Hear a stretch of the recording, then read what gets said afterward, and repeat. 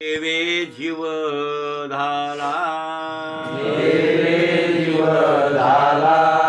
संसार तो कडू झाला संसार तो कडू झाला संसार तो कडू झाला तेची येता ती ढेकर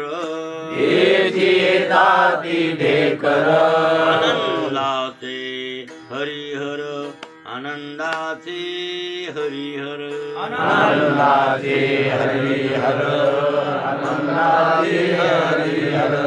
आवेदी आणि कास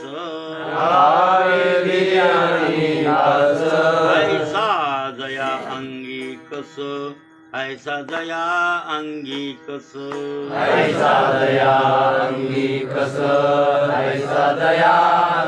कस तेची येता ती ढेकर आनंदाचे हरिहर आनंदाचे हरिहर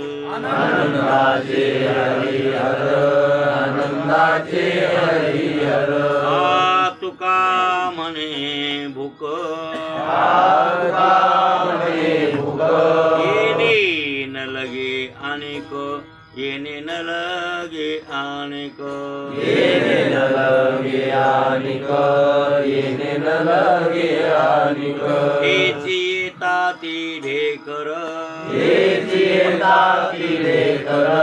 आनंदाचे हरिहर आनंदाचे हरिहर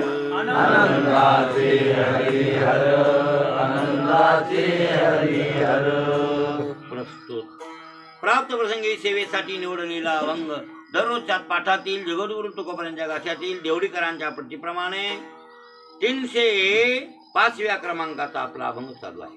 बरोबर आहे. 305. देवे जीव धाला देवानं जीवाचं पोट भरलं म्हणजे जीव आता शिल्लक राहिला का नाही. जीव स्वरूपात राहिला जीव ब्रह्म स्वरूप याचा अर्थ देवे जीव धाला. लक्षात आलं की त्यावेळेस तृप्त होते जीव पूर्ण त्यावेळेसच होतो. पूर्णाची प्राप्ती केली अपूर्णानं. आपण अपूर्ण आहे. जीव म्हणजे अपूर्ण आहे आणि ईश्वर म्हणजे परब्रह्म बरं पूर्ण आहे. त्या परब्रह्माची प्राप्ती या जीवानं केली की जीव काय झाला पूर्ण झाला. पूर्ण झाला म्हणजे तृप्त झाला. म्हणजे देवे जीव धाला नाम पोट भरलं असा त्याचा अर्थ आहे. पूर्ण झाला पोट भरणे पूर्ण होणे असा त्याचा अर्थ आहे.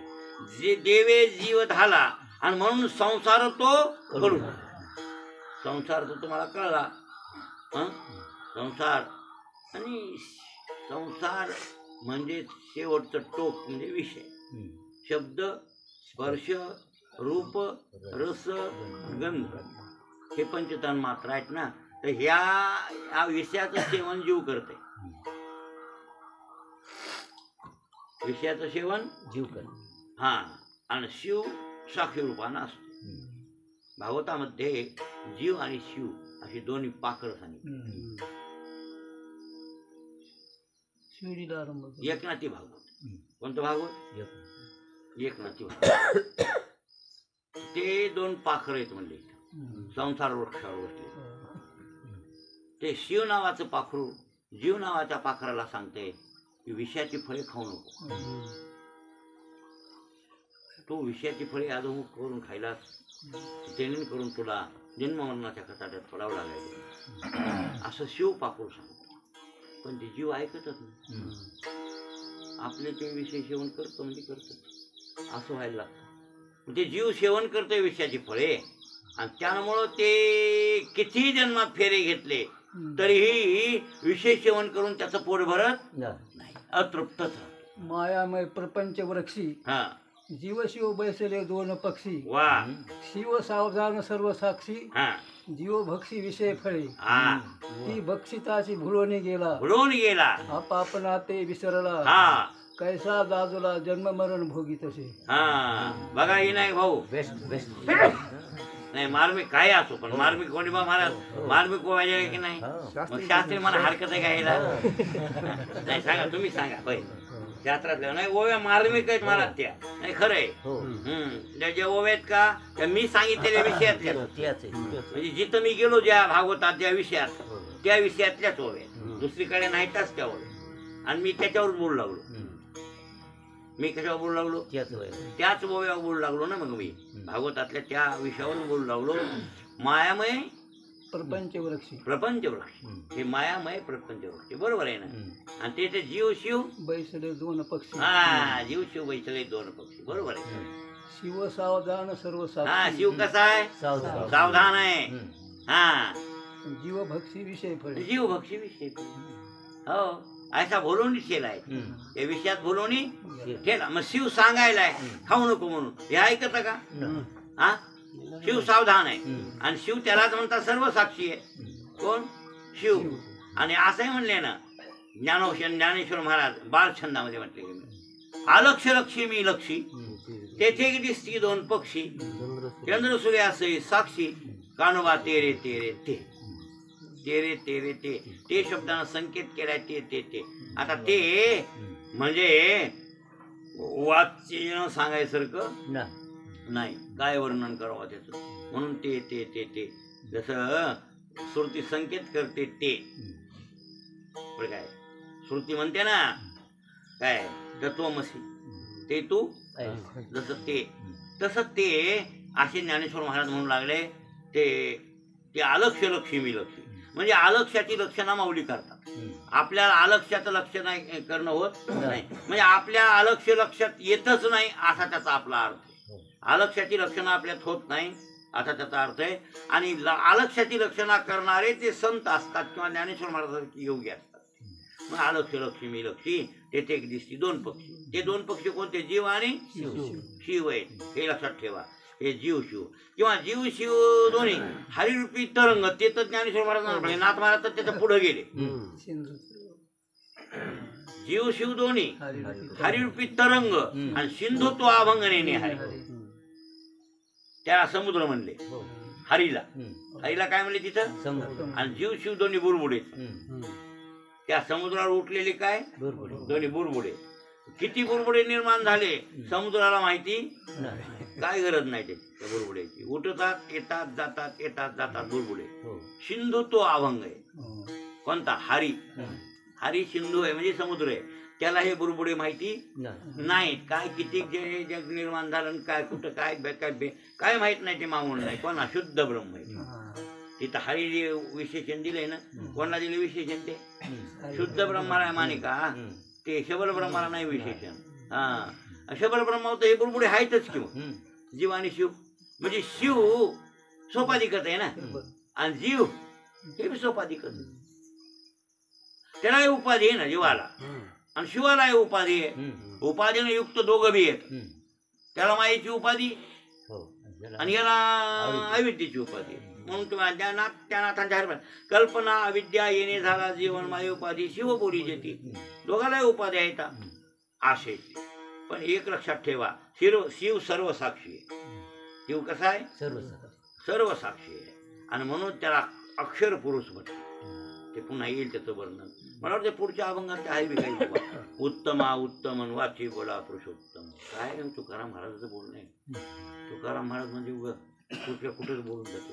हो पुढच्या अभंगात आहेच ना वर्णन ते. महाराज अशा प्रकारे आहे म्हणून आणि विषयाचे फळ खाल्ल्यानं जीव तृप्त होत नाही. आणि ते तृप्त व्हायचं असेल तर त्याला ब्रह्मानंद सेवन करावं लागेल. कोणता आनंद ब्रह्मानंद किंवा स्वरूप आनंद म्हणजेच आत्मस्वरूपाची प्राप्ती करून घेणे. आणि अशी आत्मस्वरूपाची प्राप्ती ज्या जीवानं केली तो जीव तृप्त तुकोबारायांनी केली या म्हणून देवे जीव झाला आणि त्याच्यामुळं संसार नाम विषय कडू लागायला येतात. विषय कडू हा त्याचं कारण आहे विषय कडूच आहेत लागायलेत म्हणजे त्याचं ते स्वरूपच कडू आहे. कशाचं विषयाचं. मग का गोड लागायले तर विपरीत भावना आपण काल पाहिले ते का लिंबाचा पाला कडूच आहे. त्याशी म्हणलो ना लिंबाचा पाला कसा आहे कडू आहे पण कोणाला गोड आहे ज्याला नाही चावला त्याला कडूच लागतंय ते. जसे विषय कडूच आहेत ना, पण लोभ सर्प चावला त्याला गोड लागायला येते, असा त्यातला अर्थ आहे. कडूच विषय.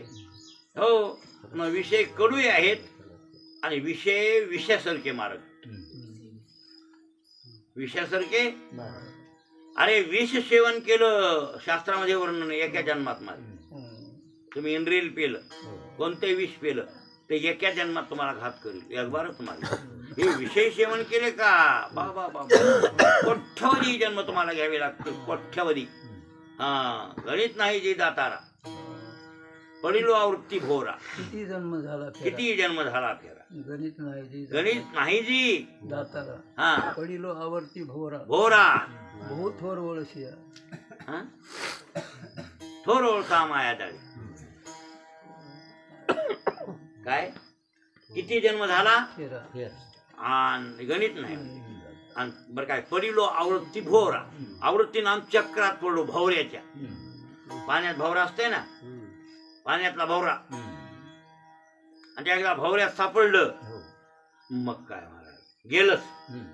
भवऱ्यात गेलं काय, जनावर माणूस कोणी बी गेलं. लई दणके भवरे कुठं कुठं लहान मोठे. त्या खडक्याच्या गंगाला होता, कळेल कोण जू मोडत होतं म्हणून. भवऱ्यात जर गेलं ना, या आवताचं जू, गाडीचं जू सहज टाकलं मुद्दाम जरी, धरेल कोण मोडायचं. किती ताकद असेल त्या पाण्यात. दिवे असं फिरवीत होते ह्या धावाला, गंगेच्या धावाला फिरवीत. खडकाला आदळत होतं पाणी, आदळून फिरत होतं. फिरलं की धरेल कोण. मग त्याच्यात जीव गेल्यावर कितीक मेंढ्या, कितीक माणसं मेले त्या धावाला. मेले की नाही. एकदा मधात गेला की गेला, पुन्हा निघून येत होता, पुन्हा मरूनच तिकडे निघणार कुंकड. असं पाणी होत. आणि असे भवरे असतात बरं काय त्या नदीनं. तशी ही नदी आहे कोणती, भवरूपी नदी, भवनदी. आणि त्या नदीत हे भवरे येतं. त्याने थोडीच वर्णन केलं त्या भवऱ्याचं. नाथांच्या भागवतातही भवऱ्याचं वर्णन आहे. मग कोणत्या सुसरी हे ते सगळं वर्णन तुम्ही लक्ष करून त्याने थोडी ऐकत नाही, काय कळल. लय वर्णन आहे त्या नदीचं, भाऊ नदीचं नाही भाऊ. त्याच्यात मोठमोठ्या कोणत्या सुसरी काय नाही हे सगळं वर्णन बघून घ्या, म्हणजे कळेल तुम्हाला. आणि असे ते भवरे येतं त्या नदीत. आणि ह्या भवऱ्यात मग अशा भवऱ्यात गेला, पडिलो आवृत्ती भोवरा. हो, की चक्रामध्ये पडला जीव, वास्तव. अरे एक बार विष खाल्लं तर एका जन्मात मारील. विषय सेवन केले तर अनेक जन्मात जन्मायचं मरायचं, जन्मायचं मरायचं, जन्मायचं मरायचं. ही साखळी परंपरा तुम्हाला चुकणार नाही. आणि मी अशी साखळी तुकाराम महाराजांची चुकली म्हणून विषय कडू झाली. काय देवे जीव झाला तर संसार तो कडू झाला, बरोबर आहे ना. आता तीच येतात ती ढेकर, आणि जे खाल्लंय त्याचे ढेकरे यायले आनंदाचे हरी आणि हर. आपण त्याचा विचार. आता तिसरं चरण आपलं चाललंय. बरं, आपलं चरण चाललंय कोणतं, ते म्हणले वेधी आणि कास आणि आयसा दया अंगी कस. तो पांडुरंग परमात्मा असा आहे की दुसऱ्याला वेध लावते. वेद म्हणजे वेद, ओढ. वेद शब्दाचा अर्थ काय होते, हा ओढ, ओढ, ओढ, वेद असा ते वेद.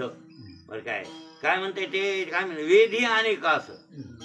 म्हणजे दुसऱ्याचं मन आकर्षित करून घेते. कोण, पांडुरंग परमात्मा. आयसा दया अंगी कस, त्याच्या अंगात ही शक्ती भरपूर आहे दुसऱ्याला आकर्षित करण्याची. कोणला, भक्ताला. कोणलाय नाही, कोणलाय कायला आकर्षित करील, कोणलाय नाही आकर्षित करील. वरी नाही चिंतन करणार. हा वेधी आणि कास. दया दया अंगी आयसा कस, त्याच्या अंगात अशी शक्ती त्या पांडुरंगाच्या परब्रह्माच्या त्या दुसऱ्याला पाहिली वेळ लावी आणि बैशी जीवी जडवणी. पहिल्या वेळ लावी म्हणून तर म्हणले पंढरीचे भूत मोठे आल्या गेल्या झडपी वाटे.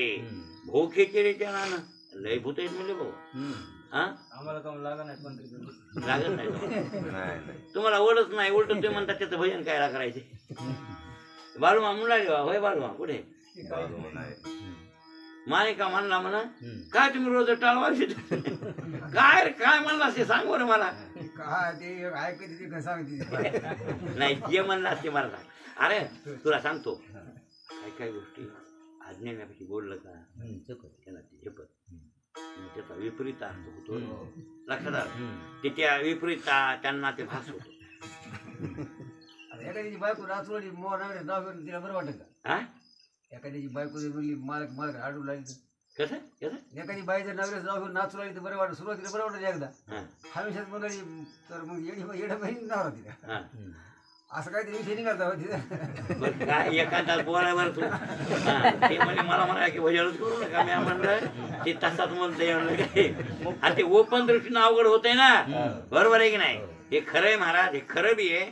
त्याचं कारण आहे काय उपयोग आहे तुम्हाला सांगितलं ना. नाम मुखी ना राम म्हणून काही हो ना, इंद्रियाशी नियम नाही तर मुखी राम म्हणून काही आहे ना. मग भजन ते ओंगळवाने नरका जाणे या भजनाची तुच्छताच आहे. असल्या भजनाची अजिबात नाही. असलं भजन भजन नाहीच ते. जर विषयांत पद्धतीने भजन केलं असेल तुम्ही उगाच चौकडबाजीनं नाचायचं रिकामच आपलं. पण हे नवीन लोकांना म्हणता येत नाही. इकडं आणण्यासाठी आम्हाला करा कसं करायचं हे सोडा. पण उगाच चौकडबाजीनं तेन विषयाचा सगळा बाजारण बाईकडं फुगडी करणं ह्यानं नाचणं हे काय उद्धाराचं भजन थोडंच आहे. हे उगाच श्रंगार रसातून भजन आहे, करमणुकीचं भजन आहे. बरोबर आहे ना? कारण आणि मग तिकडचं तिकडं आणून ठेवायला म्हणल्यावर काय उपयोग झाला? काय उपयोग झाला? खऱ्या महाराजाला हे पटतच नाही महाराज. ते सत्यात आतरतेल फवारणं आणि हे जाव म्हणूनच भजन आहे आणि तुम्ही तेच करायले का? आणखी महाराजाच्या अंगावर तेल भजनाच्या अंगावर तेल. आणि वैराग्यासाठी भजन परमार्थ कीर्तन भजन सत्य का विषय वाढविण्यासाठी येतं. आतर तेल लावा म्हणून सांगायचं, तेलच लावणे आम्ही. शुद्ध परमार्थ करायचा का त्या माणसानं? त्याला थतुराला तेल लावायची काय गरज आहे? तेल नाही लावल्यावर शरीर चांगलं राहत नाही का? कारण आळ्या पडतात का त्याला? दाखवा बरं कधी नाही. मग एक श्रंगार एक नाही संसारिक लोकांना करावं. हे कोणी संसारिकां आता नवीन लग्न झालं बायको पोरं यावं तेव्हा अशा पोरांना कमी द्या. त्याचं काय गरज आहे? टपरायला काय गरज आहे? सगळा संसार संपला आहे आपला. मग गरज नाही ना आता तुम्ही परमार्थ करणारे म्हणलं. मग हे श्रंगार रस आहे ना. हे मग हे श्रंगार रसाचं इथं कशाला होतं? शुद्ध परमार्थ करणारे पोरगा लहान असेल का मोठा असेल का म्हातारा असेल नाही ह्याच्यावर बोलला आश्रमावर ग्रस्त आश्रम आहेस का तू 50 वर्षापर्यंत लग्न केलं का हा तोपर्यंत ते तेल लावणं नटणं हे ते शोभनीय आहे.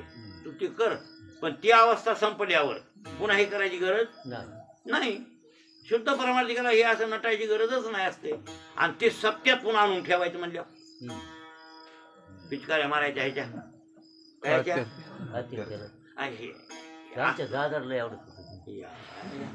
फवारा या मंडपातच फवारा लावायचा. त्याला येणाऱ्याच्या अंगावरून ते जावं काय ते भोंग्या हे नाहीच महाराज.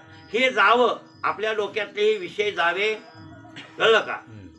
आणि हे जावं म्हणून परमार्थ कीर्तन भजन आहे. आणि आपण ते जर त्याच्यात बी वाढवित असतो तर काय उपयोग आहे? म्हणून आतेर तेल फवारा लावू देईल तर विषय महाराजच नाही ते पोत्राच लावू दे. बरोबर आहे ना? खरा महाराज ते अंगावर आतेर तेल शिपडू द्यायचा नाही. त्याला कळायला लागतं नाही. ते नाहीच महाराज. तुम्ही बघा आणखी मला वाटतं भीमाशंकर गुरुजीला पटत नाही. चांगलं वागते. वागणूक चांगली हो कोणाची भीमाशंकर वागणूक चांगली महाराज. चांगल्याला चांगलंच म्हणावं. त्यांचं आचरण खूप चांगलं.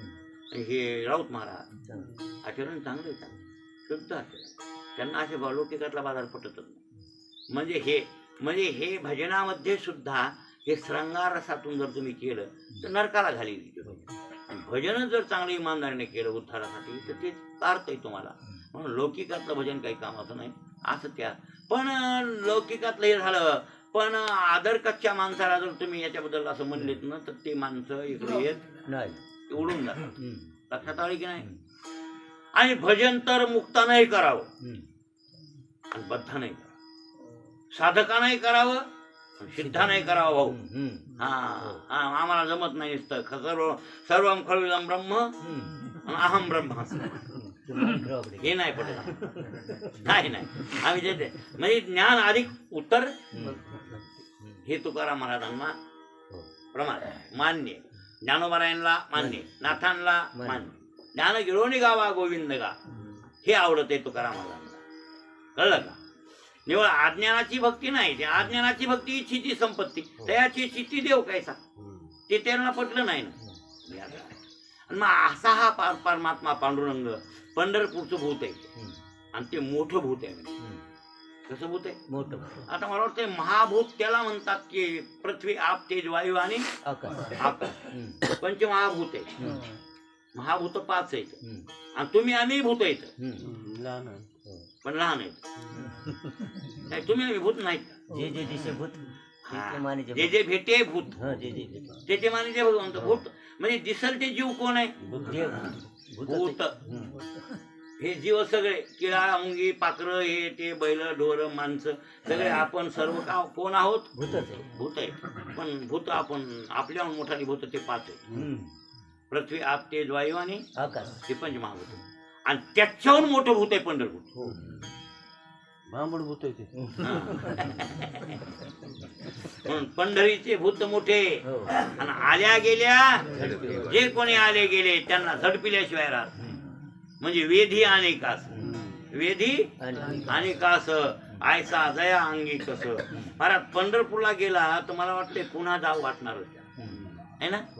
आळंदीला पंढरला गेलेल्या माणसाला जाऊ वाटते की नाही जाऊ? वेधी आणि कास, बरोबर. वेधी आणि कास म्हणून भाऊ खेचेरी चरानं जाता वेडे होय तेथे नका जाऊ कोणी. गेला नाही आला परतोनी, गेले नाही आले परतोनी. तुका पंढरीशी गेला पुन्हा जन्मा नाही आला भाऊ. तुका पंढरीशी गेला पुन्हा जन्मा नाही आला, बरोबर आहे. आणि तुम्ही आम्ही म्हणजे तुम्हाला भूत लागलं नाही? लागलं नाही? लागलं महाराज. लागले हो का? लागलं वेल लावते. भुलविले भुलविले भुलविले वेणूना. गवळण म्हणणारे लय मस्त म्हणते तो. नाही म्हणणार महाराज काय हे वाङ्मय आहे ना. आणि खरं महाराज ह्या वाङ्मयाला म्हणणारे असल्यावर आणखी रंग येतं. पण मला ते भय नाही म्हणणारे भैरंगी नसावे रे, जरा अंतरंगात असावे. नाही तर गोड म्हणते काय काय म्हणणारे भाऊ. हा भुलविले भुलविले भुलविले वेणूना दे आणि वेणू वाजविला गोविंदे. खरं तर हेला सोर आहे बघा. हे कोंडीबा महाराजाला हे काय बी बसवा येते, हेचा छंदच नाही ते कळलं जास्त. असं बसवाव नवं जुनं हे बसविलं पाहिजे मनाने येईल काय. मग तुम्हाला सोर आहे पण त्याला बसवीत आलं पाहिजे की नाही? जमते. या कंठ दिलेत ना देवानं, पण त्या कंठाचा फायदा काय होईच नाही ना. तेवढा फायदा घेतलाय का कोंडीबा महाराजांनी? घेतलाय का? नाही घेतला. काय करावं? फायदा घ्यायला पाहिजे हो, फायदा घ्या. अहो महाराज भुलविले वेणू ना दे, वेणू वाजविला. भुलविले त्या गवळीला काय केलं त्यानं? भुलविलं. काय करू से एक दुसरी गवळण म्हणते सावळे परब्रह्म, सावळे या जीवा. मने मन राणी वाघ, मने मन राणी वाघर केले. म्हणजे राज्यच केलं या काय मनानं त्या परब्रह्माच्या घरी राज्यच केले, राजधानी बनविली. मने मन राणी घर केले.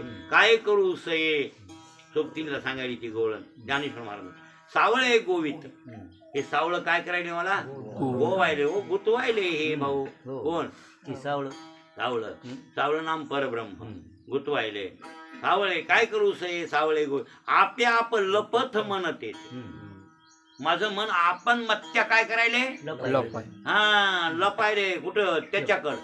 त्याच्याकडे जायले लपायले. आपे आप लपत मन.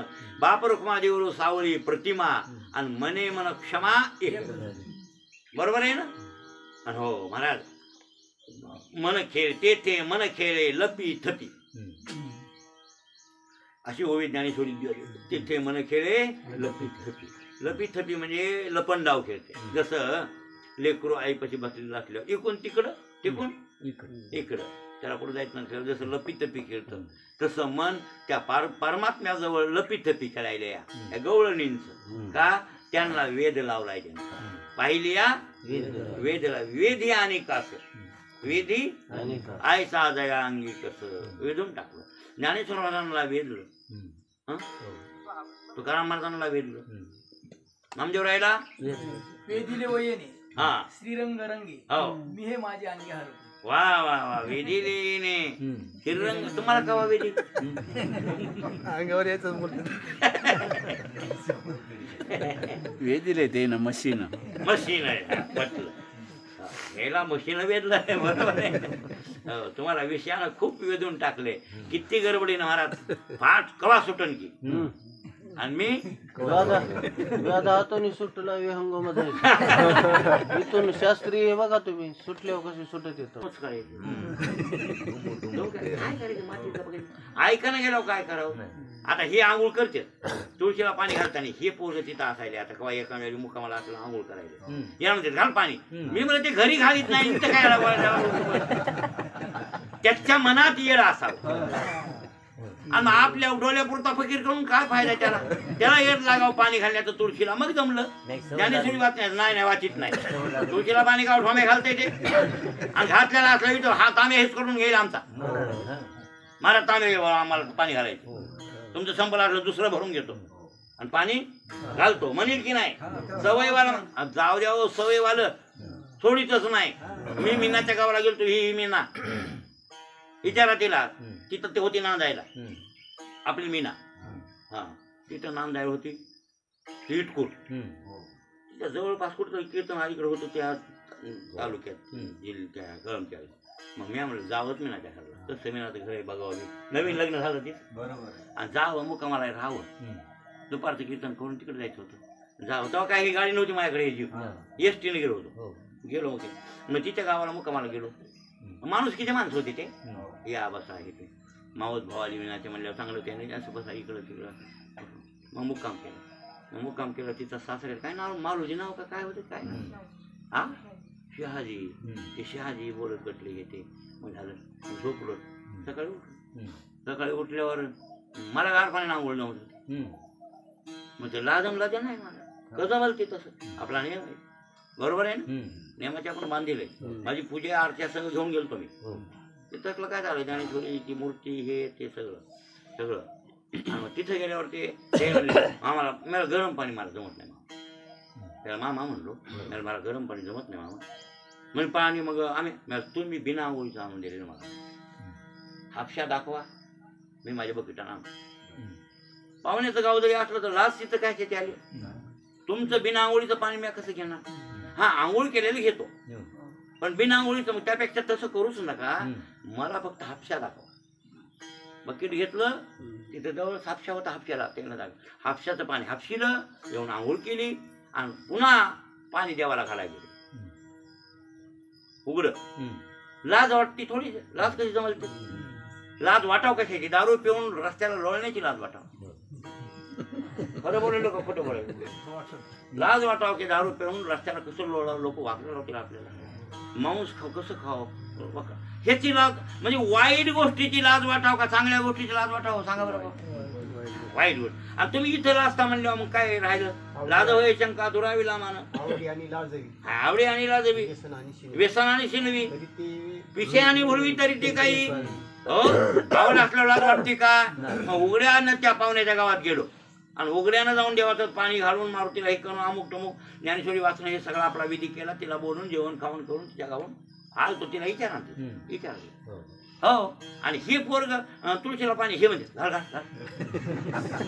आता घरी घालीतच नाही हे तुम काढतात बघा आमचं म्हणणं ठीक आहे त्याला वळण लावा शिकवा वर घाल पाणी घाल पण त्याच्या डोसक्यात नाही ना भक्ती त्याच्या अंतकरणात उतरलेली का आणि ती भक्ती अंतकरणात उतरल्यावर ते ऐकत आहे का पुन्हा कोणाच ऐकत आहे का नको म्हणलं तरी त्यातनं वेद लावावा लागते कोणी त्या काळ्यानं वेद लावला का त्यानं वेद लावला की जमते भाऊ आणि त्यानं वेद नाही लावला की मग झालं मग ते मारुतीचं पाणी घातलं नाही म्हणून बंद केलं म्हणजे तुम्हाला वेद लागलाय का नाही विचारा आता पाणी घालतात का मारुतीला त्या बघा म्हणजे याचा अर्थ कळलं का त्यानं वेद लावल्यावर तुम्ही ऐकणार नाही येत होता आणि हे कवा होईल की पाठ आणि मी कवा जाईल की असा वेद आपल्याला टिकळलाय कळला वेद टिकळला लागणार बाबा वेद नाही का चंद्राला वेद लागले गिरणात वेद असतील ना भाऊ काय शब्द नाही का ते आता हे गेल्यावर काय ग्रहण, पण आपल्याकडे नाही दिसणार, ते आपण मानायचं नाही. उद्या अमावस्याला ग्रहण आहे, सहज वळी झाले सांगायला. उद्या येणाऱ्या अमावस्याला मला ते सूर्याला कंकणा आकृती ग्रहण आहे, पण आपल्या इकडं नाही, भारतात दिसणार नाही, ते बाहेरल्या देशात, म्हणून ते मानायचं नाही. आहे पण मानायचं नाही, ते आपल्या इकडे नाही ते. हा, गजछाया योग आलाय अमावस्याला बघा, 12च्या नंतर काय ते मला वाटतं 12:22 नंतर गजछाया योग आलाय. आणि त्या योगावर गंगेत स्नान दान तप ते माहीतच नाही, ब्राह्मण कोणी सांगत नाही, सांगते कोण. येणाऱ्या अमावस्येला गजछाया योग आहे. कोणता योग? हा, गंगेवर आंघोळ केली शतपट पुण्य मिळते, दान धर्म केला शतपट पुण्य मिळते, चांगला योग आहे. पर्व काळ आहे. गजछाया योग म्हणजे काय आहे? पर्व काळ आहे. कोणला जायचं असेल तर बघा, मी नाही जाणार बरं का. तुम्ही म्हणता तुम्ही सांगायचं करणार आहे का, नाही तर तुम्ही जाताल पुढे म्हणताल आम्हाला सांगितलं तुम्ही बसलेच घरी. मी इथंच करणार विधिविधान चिंतन भगवंताचं. गजछाया योग चांगला आलाय अमावस्येला. कंकणा आकृती सूर्यग्रहण बी आहे असं. मग आता ते सूर्यचंद्राला हे लागलं, ग्रहण लागायचं असलं की त्याच्या 4-5 घंट्यानं 5-6 घंट्यानं अगोदर काय लागतात? वेध असतात ना, वेध. आणि वेधाचं जेवण वगैरे कोणी करायचं नाही. फक्त बाल आशक्ताने इथून वेध पाळावे आणि ह्याने अमुक प्रमुख ह्यांनी असे पाळावे असं वर्णन त्याच्यात. वेध म्हणजे ओढ. वेध शब्दाचा अर्थ काय होतो? ओढ. म्हणजे वेधी आणि आकर्षित करणे. आपल्या भाषेमध्ये आकर्षित करणे, आकृष्ट करणे. वेद म्हणजे काय? वेधी आणि कास. भगवंत दुसऱ्याला वेद करते. वेद करते म्हणजे आकृष्ट करते, ओढीत आहे, आपल्याकडे ओढतय, ओढ लावतय असा शब्दाचा अर्थ व्हायलाय. म्हणून वेधी आणि कास. ऐसा दया अंगी कस. कस नाम ताकद. कस म्हणजे काय? ताकद. कस ऐसा दया. ते यमक साठीवर काय शब्द वापरलेले असतात, इथं ताकद वापरली असते, शक्ती वापरला असता, पण नाही ना, तिथं आणि का स म्हणून कस. ह्याला कसे शब्द येत होते कोणला महात्म्याला. जो जितला धोंडा जितला हनुमंतांना काय शेतू मानला की जितला दगड तिथं बसला. ह्याला प्रश्न राहिले म्हणजे कोणाच्या लोकांना एक योजन कुठे गेला, इतका योजन मानला, एक योजन कुठे गेला. सांगू ह्याच्या मी बोलू तुम्हाला पटवून देतो. म्हणले ना, म्हणजे 14 योजन मानला हे ना पहिल्या दिवशी कळमला, पुन्हा 26 योजन मानला दुसऱ्या दिवशी की झाला 40. हनुमाना बांधला 49, 89 झाला. 10 योजन बांधला नळानं. मग एक योजन कुठे गेला म्हणायचं कोटायचे नाही का, कुठे गेला नाही.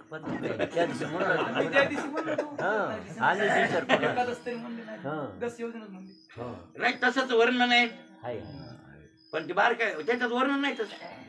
तसंच वर्णन आहे 10 योजने. आता अंगदाच्या बायकोचं नाव काल नाही का तुम्ही म्हणले? अंगद कोणी काय सांगितलं नाही मला. तुम्ही म्हणले कोण म्हणले? काल इथे घालते ना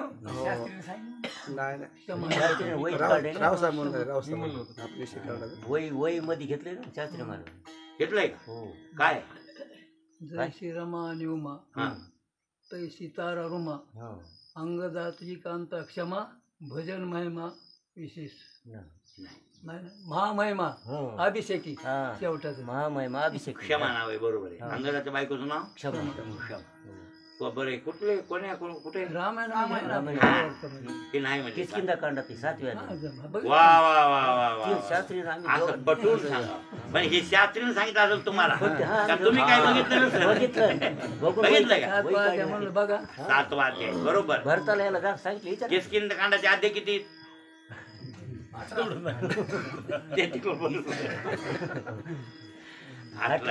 तुमचं ते तुमचं संकटेनं टाळलं. पण 18 अध्याय त्यापैकी 7व्या अध्यायाचे वर्णन आहे. बरोबर आहे ना? सुग्रीवाचा अभिषेक, राज्याचे अभिषेक होतो का त्या संदर्भात वर्णन आहे. हो, सुग्रीवाची पत्नी तारारुमा झाल्या आणि अंगदाची बायको क्षमा असं तिथं वर्णन आहे. बरोबर आहे, खरंय. बर, मग आता शत्रुघ्न भरताला धनुर्विद्या कोणी शिकवली हे प्रश्न राहिले. त्या कोटाच्या पोरायचा आहे, जिगुळच्या पोरायचा प्रश्न कोणी शिकवली धनुर्विद्या? त्याच्यात विश्वामित्रच मानले सगळे. त्या मोबाईलवर बघितलं विश्वामित्रच म्हणाले. असं निघालं गौसर झाले. कुठे बघितलं तुम्ही? ते मोबाईल मध्ये बी निघायले ते. बरं, ते दाखवायले होय. जाऊ द्या, ते विषय तुम्हाला मग क्षमा, अंगदाच्या बायकोचं नाव काय? क्षमा. लक्षात ठेवा, अंगदाच्या बायकोचं नाव क्षमा हे 100%. आणि 7व्या अध्यायात किष्किंधा सुग्रीव राज्याभिषेक असू दे. आपलं काय चाललंय? वेधी आणि कस. इथं कस शब्द वापरला. कस, कस म्हणजे शक्ती, ताकद. आपण व्यवहारात तुम्हाला पटवून द्यायचं असं सांगतो. जमिनीचा कस कमी होतो. मूग पेरल्या आमच्या मामा म्हणत होता, त्याला मुगावर ज्यावारी म्हणलं दुसोटा होत होते. लोक लय मुग पेरायला ते त्याच्या पोरगा म्हणला, लोक बकळ मुग पेरत, आपल्याला बकळ पेरल्यास किती होईल? आपण थोडाच पेरतो. नगर आहे, बकळ मुग पेरल्यावर जमिनीचा कस जातो. काय जातो? कस जातो. हा, जेव्हा दुसोटा होते, आपूट जेवारी चांगली राहू दे रिकाम्या काळेच रान ठेवायची असते. पाया खाऊन टिंबून टिंबून टिंबून जेवाऱ्या काढायचं. मी कस शब्दासाठी पटवायलो बरं काय. कस म्हणजे शक्ती, ताकद. कळलं का? कधी कधी पोच म्हणायची. जमिनीची काय पोच कमी होती. हे खाते ते कणकट हे, जमिनीची पोच कमी होती. पोच नाम शक्ती, कस नाम शक्ती. मग तुकारामाने कस शब्द इथं वापरला ना. मग वेधी आणि कस, ते पांडुरंग काय करतंय? दुसऱ्याला ओढ लावते, आकृष्ट करते. आणि आयसा जया अंगी कस, त्याच्या अंगात अशी शक्ती आहे बरं काय. आता कोणाला वेध लावते? होय भाऊ, आपल्याला लावलं नाही. लावलं, लावल्यावर आपण असे नाही राहणार ना. मग काय हो, आपण नाही आपल्याला एवढं वेळ लावलं गेलं. मग आपल्याला वेळ लावलं का तो असं होऊन जाईल. पण लक्षात ठेवा, कोणाला वेळ लावते? ज्याला वेळ आधी लागलोय त्याच, त्याला वेळ लावते. कोणाला लावित नाही. ते आकृष्ट करता येते. जसं तुमचं लोह चुंबक आहे, इकडून लोखंड ठुलं तिकडं त्याला ओढतंय, तसा परमात्मा सुद्धा चुंबकासारखा आकृष्ट करतोय भक्ताला. भक्ताचं चित्त खेचतंय. म्हणून चित्त चोरी येले नंदाच्या नंदाने, तुका म्हणे येणे गरुड ध्वजे. त्या गवळणीचं चित्त चोरलं ना महाराज. बरोबर आहे की नाही? आणि मग ती गवळण काय डोक्यावर घेतलंय त्या गोपीनं, दही दूध तूप आणि लोणी, आणि बाजाराला निघाली विकायला. आणि तिथे काय म्हणू लागली? दुडीवर दुडी गवळण साथे निघाली. गवळण गोरस म्हणून विसर. बरोबर आहे की नाही? मथुरेच्या बाजारला गवळण गेली, दुडीवर दुडी. दुडीवर दुडी म्हणजे मडक्यावर मडक असं ठेवून. आणि मग काय दही दूध हे ते. मग आता दही दूध म्हणाव की दूध घ्या दूध, दही घ्या दही, लोणी घ्या लोणी, तूप घ्या, असं काही म्हणाव की नाही. गोविंद घ्या, कोणी दामोदर घ्या. हस्ती मथुरे, मथुरेच्या बाय हातू लागल्या. बाय काय म्हणाली? आता नवीनच मला आलाय. सरकली काय झाली? सरकली. दूध घ्या दही घ्या नाही, गोविंद घ्या गे, दामोदर घ्या गे. आणि तव हस्ती मथुरेच्या गे. मग मथुरेच्या बाया हसू लागल्या. शहाणे हसत्यातच की बाय. शहाणे म्हणजे आपल्यासारख्या. आपण शहाणे आहेत ना, नाही का? हसू लागले बरं काय. पण तू का म्हणे हसे जंत नसे कान ते महत्वाचे. आपल्याला ऐकू येते भाऊ. लोकांना वाकडं लहान तुला ऐकू येते नाही? ते रावसा बुलसा काय की मला त्याच्यावर खचकाळ. हा वसकाळ त्या दिवशी वसकाळ बरं काय. काय म्हणायचं नाही त्याला. तुला सांगायलो बघ, त्याला अजिबात काय म्हणू नको. बघा महात्मा म्हणला. मग महात्मा म्हणल्याशाला राग आला. म्हणजे महात्मा शब्दाचा अर्थ असा होते काय शहाणा आहेस तू, म्हणण्याचा अर्थ होते मूर्ख आहेस तू. तसा अर्थ त्यानं लावून घेतला ना. हो लक्षात आला की नाही? माणूस काय कसा आता त्या माणूस मूर्खाला आपण काय म्हणतो? मूर्ख म्हणत नाही. महाराज ते लय शहाण आहे, त्याच्या नादी काय तुम्ही लागायले? लय शहाण म्हणजे मूर्ख असा अर्थ आहे. तसं त्याला हे ना महात्मा म्हणल्यावर त्याला वाटलं मला मूर्ख म्हणायला. त्यानं असा अर्थ लावला ना ते, आणि म्हणून ख्यास काढलं. आणि खरंच महाराज चांगलेच म्हणल्यावर आता हे एक जवळ त्या दुसरा जर काय कीर्तन केलं महाराज तुम्ही लय चांगले म्हणल्यावर फुगत नाही. नाही फुगायचं. फुगत आहे. हा याचा अर्थ याला चांगलं म्हणावं वाटतं आणि वाईट म्हणल्याला पटत नाही आहे ना. मग का याचा कान आहे इकडं. विषयाकडे काय आहे? कान आहे. पण त्या गवळणीचा कानच नव्हता तिकडं. तू का म्हणे हसे जन, त्याला जन हसू लागले, लोक हसू लागले. पण नसे कान ते ठाई, तिचे कान तिकडे नव्हते. हसायचे ते हसा, आणि काय म्हणायचे ते म्हणा. पण गोविंद घ्या कोणी? दामोदर घ्या. जमलं का? मला तिला वेळ केले कोणी? भगवंता. भगवंतानं वेळ केले म्हणून तर बऱ्याच गवळणी वेळ्या झाल्याच्या नंतर त्या अवस्थेतलं वेडी अवस्था म्हणजे कोणती भाव विभाव अवस्था. आपल्याच व्यवहारामध्ये आपण ज्याला वेड म्हणतो ते वेड नाही बरं, भाव विभाव अवस्था. भगवत स्वरूप गवळणी झालेले आहेत आणि ते बरं काय आपण तुम्ही काकड्यात म्हणता की रे ते मै भुली घर जाणे, मै भुली घर जाणे. मी घरला जाणारी वाट भुलले विसरले, मै भुली घर जाणी बाट आणि गोरस बेचणी आई हाट. मी गोरस विकायला म्हणजे दूध विकायला बाजारला आली होती पण घरला जायचा रस्ता मग कहा पगडारू कुठं पाऊल टाकू. बघितलं कुंकड जाऊ, घर आपलं कुंकड आहे, पाऊल कहा पगडारू पग नाम पाऊल कुठं टाकू. देखे आनेरा भोवताल बघितलं, आनेरा नाम भोवताल बघितलं असं बरं काय. देखे तो सब वही नाही घेरा, देखे तो सब म्हणजे इकडं बी देव आणि तिकडं बी देव, तिकडं बी देव तिकडं बी देव, ओही नाही घेरा. काय वेधी आणि का आहे बरं, वेधी हा तिला वेधून टाकलंय.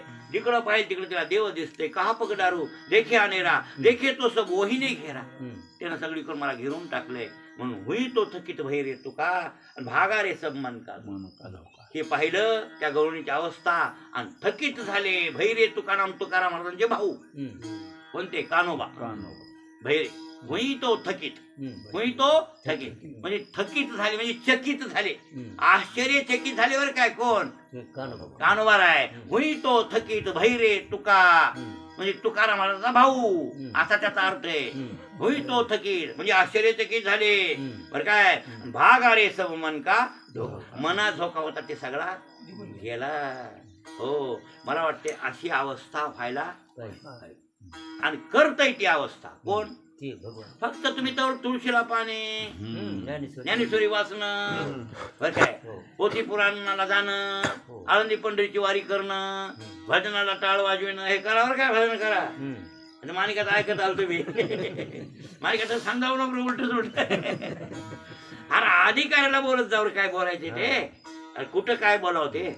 आणि अनाधिकाऱ्याला हे काय करते तर वासरा सिंगाची काय लंगडी शानी असा करते काय तिकडे चाळा वाटण येतानी. हो तिकडे माळसोंड्याहून येतानी, माळसोंड्या कीर्तन आलं ते येतानी हे काहीतरी म्हणत असतील आपलं विनोदानं काय असेल ते सोडा.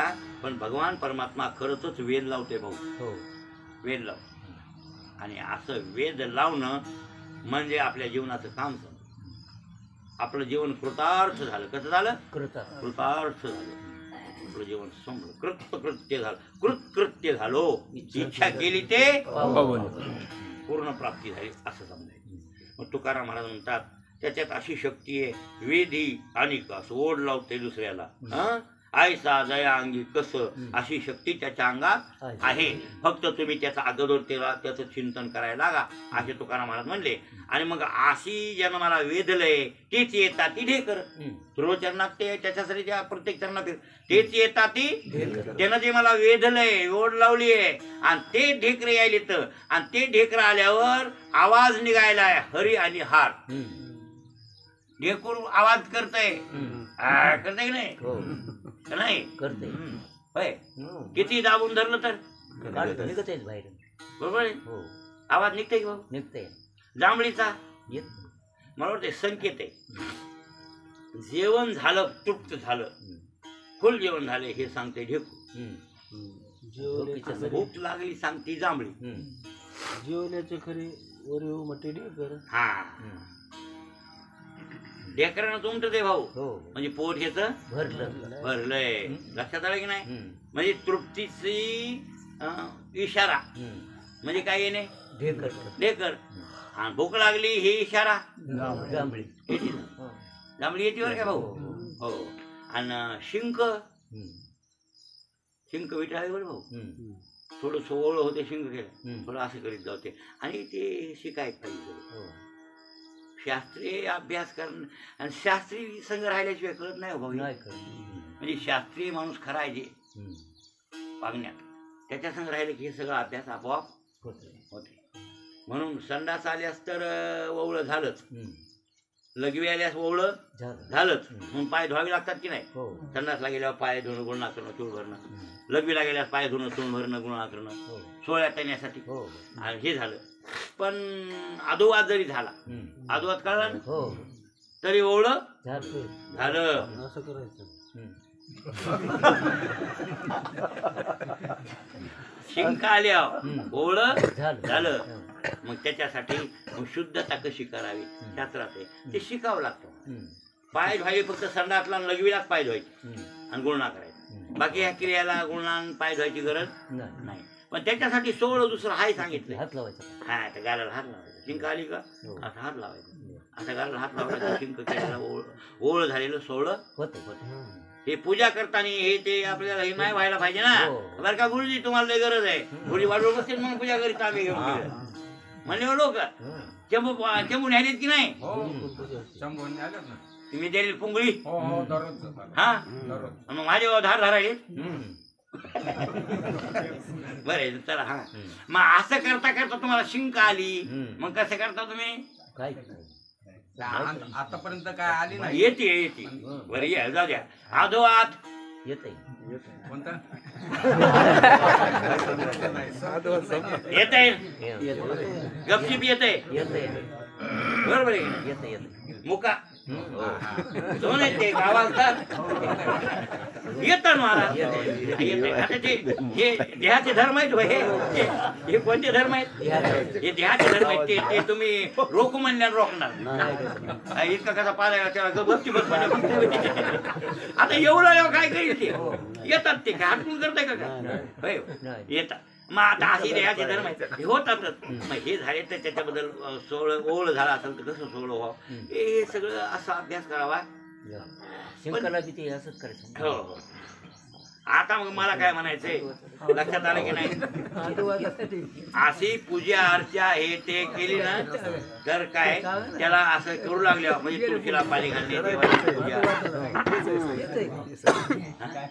तेच आहे. तेच आधोवात आला तेच आधोवात झाला. भगवंताचं नाम घ्यायचं असं करून देवाचं नाव घ्यायचं. शिंक आली असं नाव घ्यायचं. ढेकर आला नाव घ्यायचं. हे सगळे हे ओवळ्यातल्या गोष्टी. आणि एक सांगायलो मग इथं काय म्हणलो मी की तीच येतात ती ढेकर. हो तेच येतात ती ढेकर काय दिले आनंदाचे. कोणी आनंदाचे आत्मानंदाचे. मग ते आवाज कोणता निघायला हरी हर जमला का नाही आता.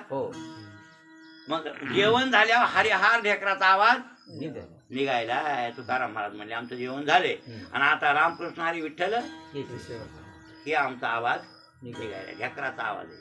ढेकर कोणता आहे आनंदाचा आहे. बरोबर आहे ना. तेच येतात ते ढेकर आनंदाचे हरिहर. आणि असा हा परमात्मा वेद लावते ओढ लावते आकृष्ट करते. त्याच्या शक्ती ती फक्त तुम्ही त्याच्याकडे मुंडकं करा. त्याच्याकडे मुंडकं केलं ते आपल्याकडे. म्हणून जे हेरवी तरी पाही जे जैसे माझ्या ठाई भजती तया मीही तैसाची भजे. लक्षात आलं. जे माझे भजन जसं करतात तसंच मीही त्यांचं भजन करतो. म्हणून वेधी आणि कास कायसा दया अंगी कस. आता उद्याचं एक चरण राहिलं. तुका म्हणे भूक ते येणे न लगे आणि हे जेवण केल्यावर दुसरी भूक लागत नाही हे महाराजाला सांगायचे. ते उद्या